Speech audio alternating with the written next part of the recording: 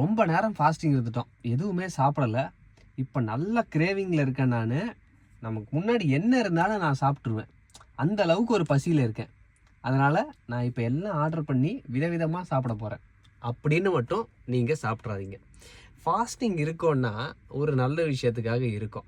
இப்போ ஃபாஸ்டிங் முடிக்கணும்னா எப்படி முடிக்கணும்? அதுவும் நல்ல பொருளை வச்சு தான் ஃபாஸ்டிங் முடிக்கணும்.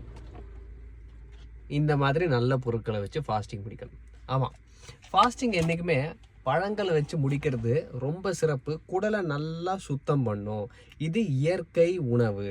இப்போ இந்த பழங்களில் இருக்கிற சர்க்கரை நம்ம ஃபாஸ்டிங் முடிக்கிறப்ப சாப்பிட்டா நமக்கு கெடுதல் ஆயிராதா அப்படின்னா அப்படியெல்லாம் கிடையாது. பழங்களில் நல்ல நார்ச்சத்து, நீர்ச்சத்து எல்லாம் சேர்ந்து இருக்கிறதுனால நமக்கு அது கொஞ்சம் கொஞ்சமாக ரத்தத்தில் போய் கலக்கும். நம்ம எப்படி சாப்பிட்ணும்?